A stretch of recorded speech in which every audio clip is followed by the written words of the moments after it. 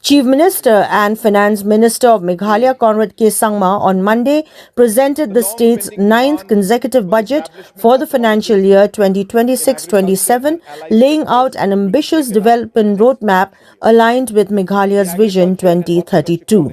In his budget speech, Conrad Sangma stated that Meghalaya has emerged as the second fastest growing state in the country and the only one to sustain nearly 10% real GSDP growth for 3 consecutive post-COVID years. He said the budget was prepared after extensive consultations with citizens and stakeholders, with a focus on improving the well-being of farmers, women and the youth. The Chief Minister informed that capital expenditure has, for the first time, crossed rupees 10,000 crore with a projected outlay of rupees 10,211 crore for 2026-27, a significant rise from rupees 1,435 crore in 2017-18. He added that centrally sponsored scheme releases are expected to increase to rupees 6,833 crore, more than double the 2017-18 figures. The state is also targeting new externally aided projects worth rupees 15,000 crore, with 90% of repayment to be borne by the Government of India. Highlighting sectoral initiatives, Conrad Sangma said major investments have been earmarked for health, education, agriculture, youth development, tourism and urban infrastructure. These include operationalization of new medical colleges, support to over 1.8 lakh farmers, expansion of New Shillong City, development of key tourism destinations, and rupees 200 crore for expansion of the Umroi and Baljek airports. He further stated that the fiscal deficit has been maintained at rupees 2,672 crore or 3.5% of the GSDP within permissible limits, reflecting fiscal discipline aimed at sustaining long-term growth during what he termed the, quote, Meghalayan decade, unquote. Firmly establishing Meghalaya. In this spirit, the government has identified 10 key opportunities that are driving growth and employment, and we are steadily harnessing each one of them. Agriculture and high-value horticulture. Farmers, rural entrepreneurs, and farmer collectives continue to serve as the backbone of Meghalaya. Over the years, a range of customized and targeted programs have been launched to address the unique challenges faced by our farmers. CM Farm Plus ensures long-term income security by expanding the area under high-value plantation crops such as black pepper, Ceylon cinnamon, cashew, coffee and cocoa. Mission mode interventions across priority value chains, including Lakadong turmeric and ginger, enable farmers to increase production and productivity. Kisan credit cards beneficiaries who are prompt repayers get interest-free loan thanks to our interest subvention schemes. Over 71,000 farmers have been brought under crop insurance as the state government decided to pay their share of premium. Untied funds are being provided to producer groups under Focus program to enable local solutions for various agricultural problems. Structured distress relief measures to broom, grass and areca nut farmers have been provided through CM Assure. All these programs in the last 8 years have benefited 1.8 lakh farmers. Incomes of approximately 15,000 households have more than doubled. In the last 3 years, 10 large processing facilities owned and managed by farmer cooperatives, known as prime hubs, have been operationalized across the state. In 2026-27, another 10 prime hubs will be operationalized, further strengthening decentralized value addition and collective entrepreneurship. Our vision is bold: to process and export our pineapples, oranges, black pepper, lakadong turmeric, and other produce of Meghalaya's farmers to premium markets around the world. Tourism, arts, culture, and heritage. Tourism in Meghalaya is no longer seasonal. It is stable, structured, and creates scalable employment. Before the pandemic, we welcomed around 12 lakh tourist visitors. Today, we have crossed 16 lakh visitors, firmly establishing Meghalaya as one of the fastest growing tourism destinations in the country. More importantly, tourism-linked livelihoods have grown from about 50,000 in 2022 to nearly 75,000 today. Room inventory has expanded from 6,000 rooms to over 10,000 rooms. For the next financial year, the focus will be on creation and upgradation of 1,000 homestays under the Chief Minister's Meghalaya Homestay Mission. New homestays will be supported with a subsidy of 7 lakhs. Upgradation of existing ones will be supported with a grant of up to 2 lakhs. And large boutique homestays with a subsidy of up to 36 lakhs. For accelerated implementation under the mission this year, I propose an allocation of 70 crores. Work is progressing on iconic tourist projects such as Shillong Peak Ropeway, Rain and Bamboo Museum at Mausanram, Integrated Hospitality and Convention Center at Tura, and Umngot Riverfront Development at Dauki. In the next financial year, larger and more ambitious projects will be initiated. An iconic monolithic towers complex soaring high at 123 meters with a glass bridge at 70 meters commanding a panoramic view of New Shillong City, new accommodation units at Warishora, South Garo Hills, at Adokri, North Garo Hills, and at Lumdingye, East Khasi Hills, and experiential centers at Walingkhat, East Khasi Hills, and Umden, Ribhoy. We will initiate the construction of 7 modern convention centers at Nongpo, William Nagar, Resubelpara, Mairang, Mokurwat, Nongstoin, and Clariat in 2026, for which I am allocating an amount of 30 crores. The overall allocation for the tourism, art, and culture sectors will stand at 376 crores, an increase of 57% this year.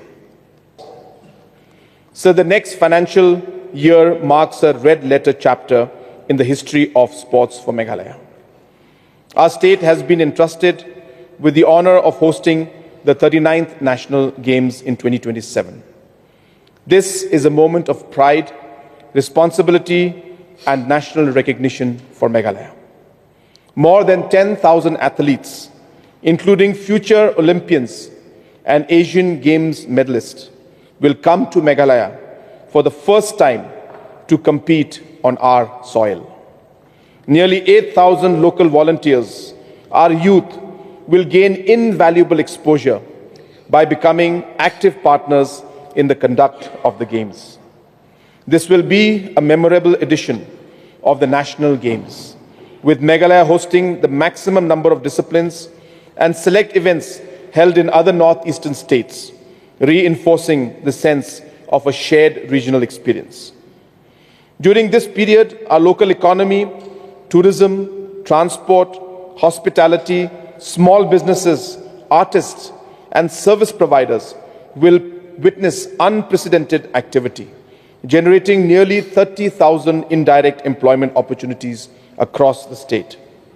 I propose an allocation of 210 crores for the conduct of the National Games. Several large projects, including the JN Sports Complex at Shillong and PS Sangma Sports Complex at Tura, will be completed in the next financial year. We are constructing the Maukhanu Football Stadium, India's largest dedicated football stadium with a seating capacity of 40,000. At Umtham Riboy district, we are developing India's first international standard slalom course, a landmark achieved in sports in the country.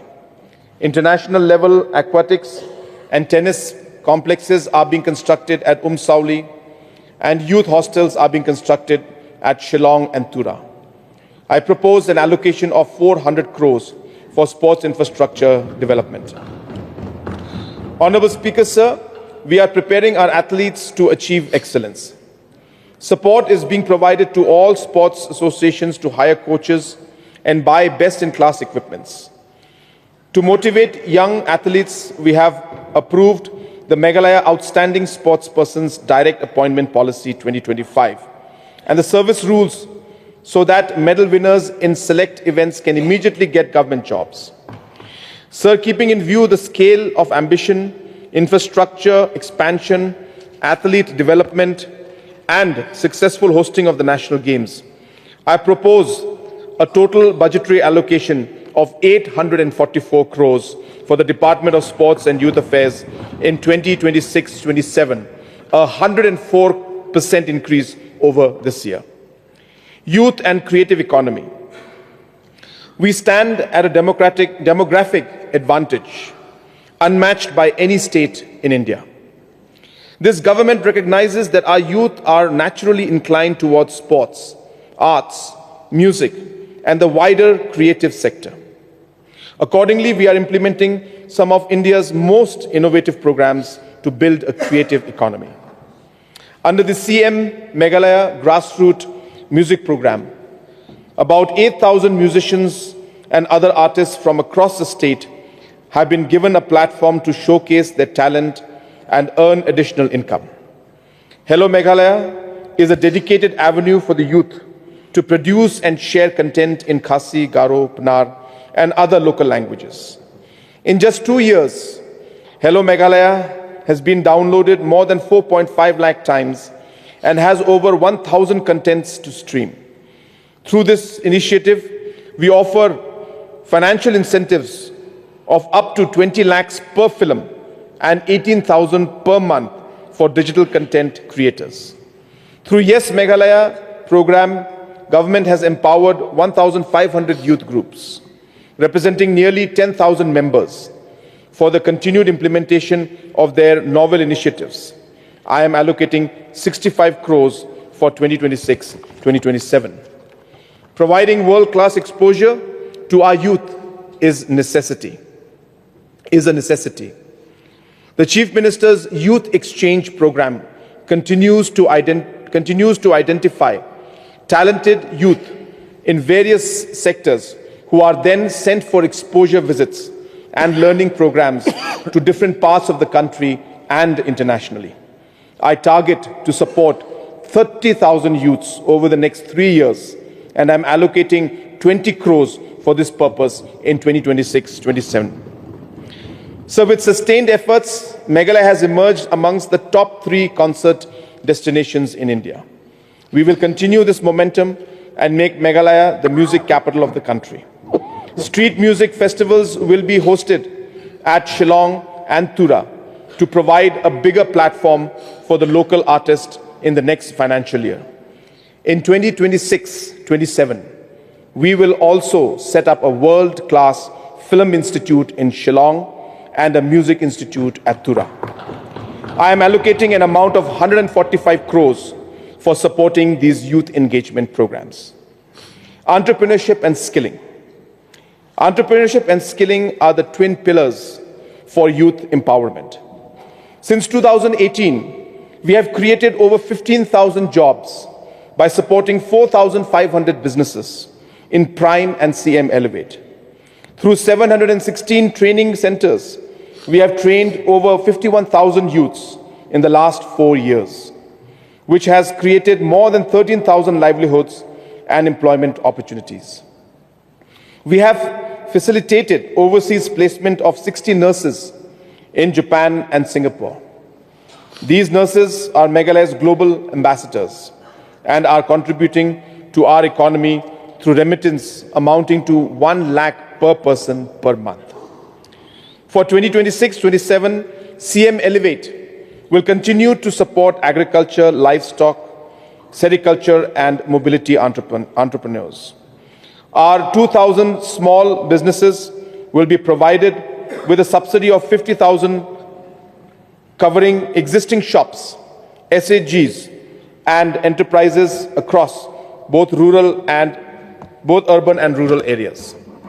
I'm also happy to introduce 6 new schemes under CM Elevate: green taxis, Meghalaya adventure tourism, poly houses, agriculture collective centers, cold storages, and fish ponds, with subsidies ranging from 50% to 75%. Skilling continues to be our priority. Under CM Skilling Mission, already 30,000 youths have been trained, and another 70,000 will be trained by 2028. For 2026-27, I want to see that the benefits of skilling reach every village in the state. I have set a target to train at least 10 youths in every village. Similarly, I want the benefits of placements abroad to reach every nook and corner of our state. Over the next 2 years, we will work to place 10 professionals from every block in overseas roles in Japan, Germany, Singapore, UK, and other countries. I am happy to inform the August House that the construction of Meghalaya Skills and Innovation Hub at New Shillong has started. In 2026-27, we will initiate the construction of Skills and Innovation Hub at Tura as well. To support entrepreneurship, skills and innovation, I am proposing 241 crores. On the expenditure side, I have estimated the total expenditure at 32,023 crores, of which the revenue expenditure is estimated at 21,812 crores and capital expenditure at 10,211 crores. Excluding payments of loan, 2,731 crores, the estimated total expenditure is 29,293 crores. Interest payments of 2026-27 are estimated at 1,540 crores and pension payments at 1,980 crores.